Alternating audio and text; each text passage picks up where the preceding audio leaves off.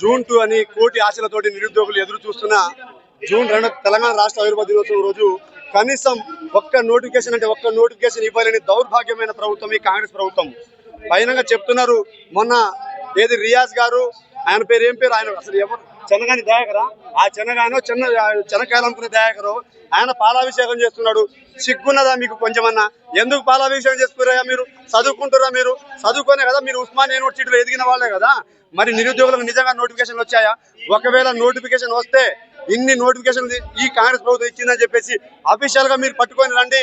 దిల్సుఖ్ నగర్ లో, RTC cross road లో, చిక్కడపల్లి లైబ్రరీలో ఇదే నిరుద్యోగులతోటి మేము పాలాభిషేకం చేస్తాము. గతంలో మేము పాలాభిషేకం చేశాం నోటిఫికేషన్లు వచ్చాయని చెప్పేసి. కానీ ఈ రోజు మీరు మెప్పించుకోవడం కోసం మీ అధినాయకుడు రేవంత్ రెడ్డి ఏమో ఢిల్లీ నాయకుడిని మెప్పించడానికి కోసం 40 సార్లు తిరుగుతాడు. మీ రేవంత్ రెడ్డిని మెప్పించడానికి పాలాభిషేకాలు చేస్తారు. సిగ్గుపడండి.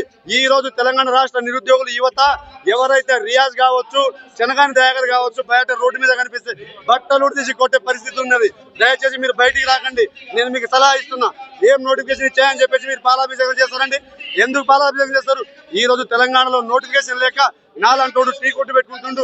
నాలాంటి నిరుద్యోగులు చాలా మంది క్యాటరింగ్ పనులకు, హమాలి పనులకు, ఇదే ర్యాపిడోలు, ఓలా, ఊబర్ చేసుకునే దౌర్భాగ్యం వచ్చింది. జూన్ 2 కోసం తెలంగాణ రాష్ట్రం నీళ్లు, నిధులు, నియామకాల కోసం ఏర్పడితే ఈ రోజు మమ్మల్ని సొంతంగా డబ్బా కొట్టు పెట్టుకున్నట్టు తీసుకొచ్చిన దౌర్భాగ్యం మీ కాంగ్రెస్ ప్రభుత్వం కాదా? ఆ రోజు మీరు ఏదైతే కాంగ్రెస్ ప్రభుత్వం వాళ్ళు అధికారం లేకపోతే మా నిరుద్యోగులందరినీ గాంధీ భవన్కి పిలిపించి ఒక్క ఉద్యోగం పోగొట్టండి, మీకు 2 లక్షల ఉద్యోగాలు ఇస్తున్నారు. మరి ఉద్యోగం తీసేశారు కదా, మీరు ఎన్ని ఉద్యోగాలు ఇచ్చారు?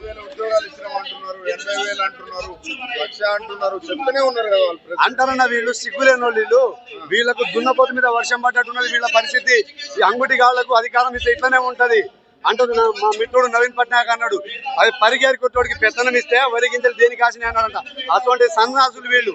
ఏడ ఇచ్చారని 60,000, 70,000 రమ్మను పొన్నం ప్రభాకర్, వివేక్ వెంకట స్వామి, దుద్దిళ్ళ శ్రీధర్బాబు గారు వచ్చి మాట్లాడండి. ఇదే హాస్పిటల్ టీ పాయింట్కో లేకుంటే దిల్సుఖ్నగర్ సాయిబాబా టెంపుల్ దగ్గరికో, చిక్కడపల్లి లైబ్రరీకి వచ్చి నిరూపించండి. మంది బిడ్డలని మా బిడ్డలని చెప్పుకునే మీరు ఈ రోజు నిరుద్యోగుల గురించి మాట్లాడతారు. అసలు మీ నిరుద్యోగుల పరిస్థితి ఎట్లా ఉంది? ఈ రోజు వరకు కుటుంబ పరిస్థితి కావచ్చు, ఇటు మీ పరిస్థితి కావచ్చు. అన్న, నిరుద్యోగులను గతంలో వీళ్ళకు నిరుద్యోగులు దేవుడిగా కనిపించారు. ఎందుకంటే ఇది ఏర్పడిన 1 సంవత్సరం 1 నెలలోనే ఇది నిరుద్యోగులు తెలుసుకుంటే ఏర్పడిన ప్రభుత్వం అని చెప్పేసి దేవుడిగా కనిపించారు. ఇప్పుడు నిరుద్యోగులను ముంచుతున్నారు వీళ్ళు. ఎలా అంటే ఇటు నోటిఫికేషన్లు ఇవ్వక చంపుతున్నారు, మానసికంగా గ్రామాలకు వెళ్ళలేక. ఈ కొడుకులేమో 70,000, 80,000, లక్ష ఇచ్చా అంటారు.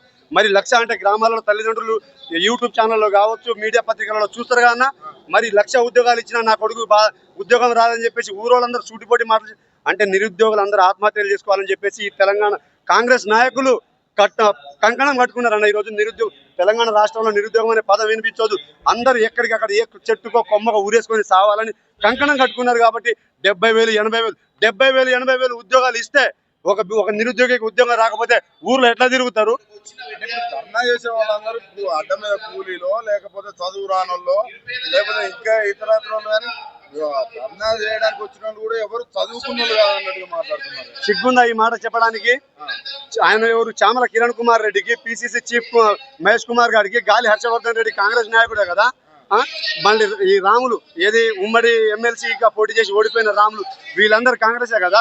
మరి బట్టి విక్రమార్క కావచ్చు, సీతక్క కావచ్చు, శ్రీధర్ బాబు కావచ్చు, రేవంత్ రెడ్డి, ఇప్పుడున్న ముఖ్యమంత్రి రేవంత్ రెడ్డి కూడా అప్పుడు నిరుద్యోగులందరినీ గాంధీ భవన్కి పిలిపించి మీరు బస్ యాత్రలు చేయండి, నిరుద్యోగ యాత్రలు చేయమని చెప్పి పిలిపించి అప్పుడు మేము కోవట్టు కనిపించలేదు, ఇప్పుడు కోవట్టు కనిపిస్తున్నాం. అంటే నిజమైన నిరుద్యోగులు ఎవరు ధర్నాలు చేయట్లేదు, కావాలని కొంతమంది బయటకు వచ్చి బీఆర్ఎస్ ధర్నా చేస్తా ఉన్నారని మాట్లాడుతున్నారు. వాళ్ళకి ఏం సమాధానం? చెప్పుతోటి కొడతా. బీఆర్ఎస్ తోటి కలిసి కుమ్మక్కై ధర్నాలు చేస్తున్నారంటే ఆ రోజు కాంగ్రెస్ పార్టీ తోటి కలిసి ధర్నాలు చేసినాం, కాంగ్రెస్ పార్టీకై బస్ యాత్రలు చేసినాం. అప్పుడు ఎందుకు ఆ నింద వేయలేదు? ఒకవేళ బిడ్డ గుర్తుపెట్టుకోండి, ఆ రోజు మీకోసం చేసిన యాత్రలు కావచ్చు, మీకోసం చేసిన కాళ్ళు మొక్కడం కావచ్చు, పొలపాలేసుకుని తిరిగాం కదా, అది కాంగ్రెస్ ఓటుల కోసం చేసింది. అయితే ఈ రోజు ఈ నిరుద్యోగుల కోసం, నిరుద్యోగ నోటిఫికేషన్ కోసం చేసేది కూడా ఖచ్చితంగా కోవట్టే. ఒక్కసారి మీడియా అటు తిప్పండి అన్న దయచేసి. వీళ్ళంతా నిరుద్యోగులు కాదా? సరే, నేనంటే కోవట్టుని, నేను ఒప్పుకోగలుగుతా కోవట్టని. మరి వీళ్ళని కోవట్టు అంటావా? వీళ్ళని కోవట్టు అంటే ముఖ్యమంత్రిని చూడకుండా చెప్పు తీసుకొని కొడతారు వీళ్ళు. నిరుద్యోగులు, నిజమైన నిరుద్యోగులు, గ్రామీణ ప్రాంత నిరుద్యోగ బిడ్డలన్న వీళ్ళు. ఒక పూట తిండి లేక సాయిబాబా టెంపుల్లో తిని రాత్రుల్లో అన్నం తినలేక రూమ్ లో వండుకోలేక గ్లాస్ నీళ్లు తాగి పడుకునే నిరుద్యోగులన్న ఒక్కసారి కవర్ చేయండి అన్న. ఈ రోజు మమ్మల్ని అంటున్నారు కదా మేము పెయిడ్ ఆర్టిస్టులని, ఇంత లక్షల మంది ఈ రోజు వేల మంది తరలి వచ్చారు. వీళ్ళు పెయిడ్ ఆర్టిస్టులా? కాంగ్రెస్ నాయకులారా ఎడబెట్టుకుంటారు మీరు తలకాయ ఊరేసుకొని సావుర్రి. ప్రజా ప్రభుత్వంలో అన్ని సంక్షేమ పథకాలు అందిస్తామని ఇంకా మిగిలిన కూడా అతి త్వరలో అందిస్తామని కూడా చెప్తా ఉన్నారు. నిరుద్యోగులకు సంబంధించి ఉపాధి కూడా కల్పిస్తామని ఈ 2.5 సంవత్సరాల్లో కాంగ్రెస్ ప్రభుత్వం లోటపీసు సంక్షేమ పథకాలు చేసిందా? ఏ లోటపీసు ఇచ్చిందండి? అఫీషియల్ గా కాంగ్రెస్ పార్టీ అధికారం వచ్చాక కూడా కాంగ్రెస్ పార్టీ ఏదైనా మంచి కార్యక్రమం చేసిందంటే మీరు చూపించండి. మీ మీడియా వాళ్ళకి అన్ని తెలుస్తాయి కదా. రేవంత్ రెడ్డి గవర్నమెంట్ ఏర్పడింది.